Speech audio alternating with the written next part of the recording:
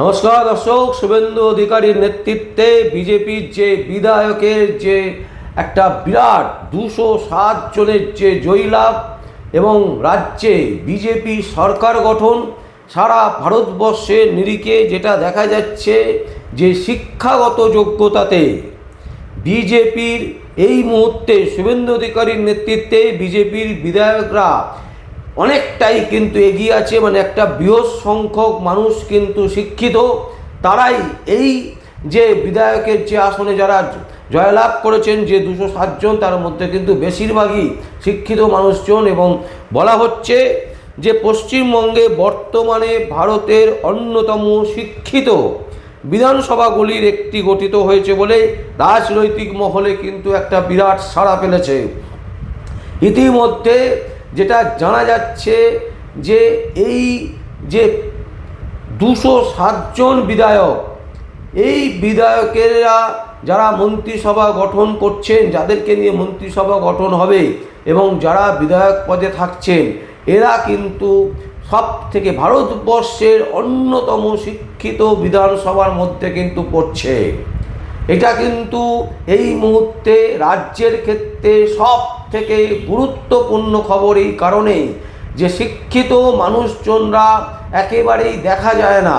সেখানে দাঁড়িয়ে রাজ্যের এই নতুন যে বিধানসভা গঠিত হবে এবং যে মন্ত্রিসভা গঠন করা হচ্ছে, এই মন্ত্রিসভা এবং বিধানসভায় কিন্তু আমরা দেখতে পাচ্ছি শিক্ষিতর সংখ্যা অনেক অনেক বেশি। এবং বলা হচ্ছে পশ্চিমবঙ্গে বর্তমানে ভারতের অন্যতম শিক্ষিত বিধানসভাগুলির একটি গঠিত হয়েছে বলে রাজনৈতিক মহল কিন্তু ইতিমধ্যে আলোচনা শুরু করেছেন। কি বলা হচ্ছে, 207 জন যে বিধায়ক, তাদের মধ্যে কার কার কী যোগ্যতা আছে, মানে কতজনের কী যোগ্যতা আছে, সেই যোগ্যতা নিরিখে আমরা আপনাদের সামনে তুলে ধরছি। পোস্ট গ্র্যাজুয়েট 52 জন এই মুহূর্তে পোস্ট গ্র্যাজুয়েট আছেন যারা, তাদের মধ্যে 52 জন মানুষ হচ্ছে, মানে 52 জন বিধায়ক, 207 জন বিধায়কের মধ্যে 52 জন বিধায়ক এমন আছেন যারা কিন্তু পোস্ট গ্র্যাজুয়েট। গ্র্যাজুয়েট হচ্ছে 96 জন, 96 জন বিধায়ক যারা ইতিমধ্যে জয়লাভ করেছেন, যারা বিধানসভায় ঢুকবেন, তাদের যে কোয়ালিফিকেশান, সেই কোয়ালিফিকেশান কিন্তু বলা হচ্ছে গ্র্যাজুয়েট এরকম সংখ্যা হচ্ছে 96 জন।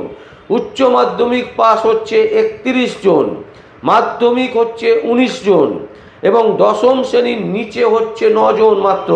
মানে মাত্র 9 জনকে, যারা 9 জন আছে, যে 9 জন বিধায়ক আছেন, তারা কোনো কোয়ালিফিকেশান নেই, মাধ্যমিক পাসও করেনি, এই রকম মাত্র 9 জন আছে। মানে 207 জনের থেকে মাত্র 9 জন মানুষ আছে যারা শিক্ষিত নন, বাকি কিন্তু মোটামুটি সবাই শিক্ষিত।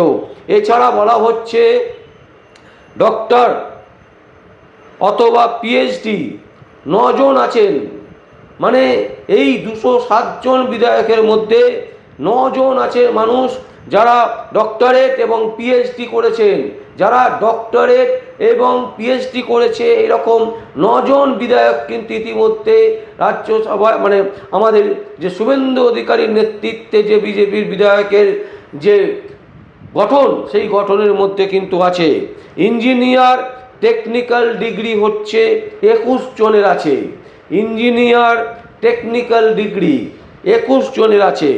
ডাক্তার একেবারে স্পষ্ট, যারা চিকিৎসা করেন সাধারণ মানুষের, ডাক্তার এমবিবিএস বিএএমএস, এরা হচ্ছে 14 জন এরকম বিধায়ক আছেন যারা এই মুহূর্তে ডাক্তার, মানে যারা চিকিৎসা করেন এই রকম এমবিবিএস এবং বিএএমএস, এইরকম 14 জন আছেন বিধায়ক যারা এই মুহূর্তে বিধানসভায় প্রবেশ করবেন।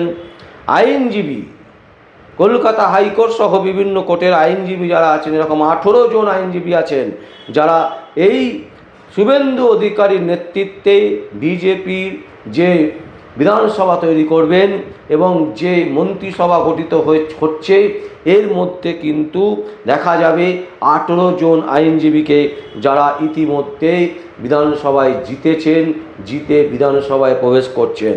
তাই দর্শক, এই মুহূর্তে এটা কিন্তু সারা ভারতবর্ষের ক্ষেত্রে পশ্চিমবঙ্গ একটা গুরুত্বপূর্ণ স্টেট হয়ে দাঁড়ালো, একটা রাজ্য হয়ে দাঁড়ালো। তার কারণ হচ্ছে পশ্চিমবঙ্গে বর্তমানে ভারতের অন্যতম শিক্ষিত বিধানসভাগুলির একটি গঠিত হয়েছে বলে রাজনৈতিক মহলে কিন্তু বিরাট আলোচনা শুরু হয়েছে। কারণ এতগুলো মানুষ, শিক্ষিত মানুষ, যারা পশ্চিমবঙ্গের বিধানসভার ভেতরে প্রবেশ করবেন এবং যারা রাজ্যের সমস্ত উন্নয়ন থেকে শুরু করে যে সমস্ত দুর্নীতি হয়েছে এবং যে সমস্ত উন্নতি করতে হবে রাজ্যের সাধারণ মানুষের জন্য, যারা জিতে এসছেন বিধানসভা থেকে, তারা পরিচালনা করবেন। শিক্ষিত মানুষজনের সংখ্যা এই বিধানসভায় কিন্তু অনেকটাই সাড়া ফেলবে এবং রাজ্যের পক্ষ থেকে রাজ্যের যে বিধানসভা তৈরি হচ্ছে এবং যে মন্ত্রিসভা গঠন হচ্ছে, এখানে প্রচুর মানুষজন আছে যারা শিক্ষিত, যারা পোস্ট গ্র্যাজুয়েট, যারা গ্র্যাজুয়েট, যারা ডাক্তার, যারা আইনজীবী। এই মানুষজনগুলো কিন্তু এই মন্ত্রিসভায় কিন্তু স্থান পাবে শুভেন্দু অধিকারীর যে মন্ত্রিসভা। ফলে কি হবে? ফলে রাজ্যের খুঁটিনাটি বিষয় তারা জানতে পারবেন, তারা বুঝতে পারবেন, আইনের যে প্রয়োগগুলো আছে সেগুলো তারা করতে পারবেন। আজকে প্রথম দিনেই কিন্তু এই আইন নিয়ে আলোচনা হয়েছে যে রাজ্যের মহিলাদের নিরাপত্তা দিতে হবে এবং রাজ্যের আইনের শাসন এখানে কিন্তু প্রয়োগ করতে হবে। তো এই বিষয়ে কিন্তু আজকে ইতিমধ্যে শুভেন্দু অধিকারীর যে 5 মন্ত্রী সহ তাদের মধ্যে কিন্তু আলোচনা হয়েছে এবং আজকে শ্রমিক ভট্টাচার্যর বাড়িতে শুভেন্দু অধিকারী পৌঁছচ্ছেন। সেখানে মধ্যাহ্নভোজের পর আবার তারা বৈঠকে বসবেন এবং রাজ্যে কিভাবে শান্তি শৃঙ্খলা আনা যায় এবং কিভাবে আইনের শাসনকে একেবারে পরিচালনা করা যায় সেই বিষয়ে কিন্তু আজকে আলোচনা হবে। এবং সবথেকে গুরুত্বপূর্ণ যে বিষয় সেটা হচ্ছে যে রাজ্যে এইবারের বিধানসভাতে আমরা বহু শিক্ষিত মানুষকে দেখতে পাচ্ছি, বহু শিক্ষিত মানুষ থাকবেন, যেখানে অশিক্ষিতের সংখ্যা কিন্তু অনেক কম। মাত্র 9 জন মানুষ আছেন যাদের মাধ্যমিক পরীক্ষায় পাস হয়নি।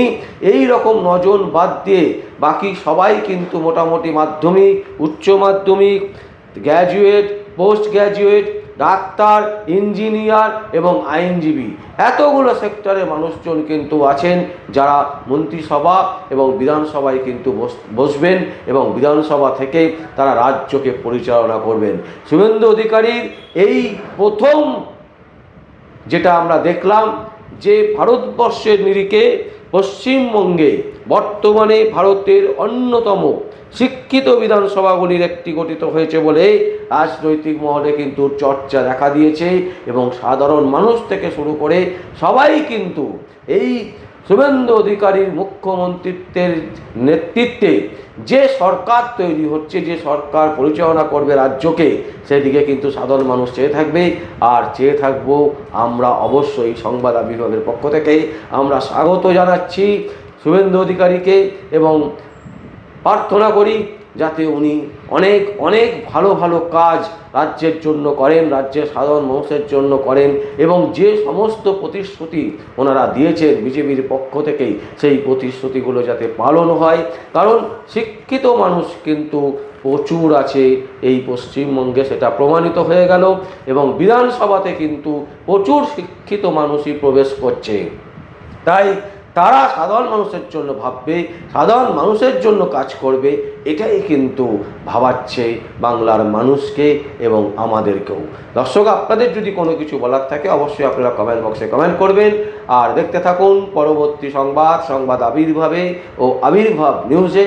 আমার নাম বিশ্বজিৎ পাল, আবির্ভাব নিউজ ও সংবাদ আবির্ভাবের জন্য।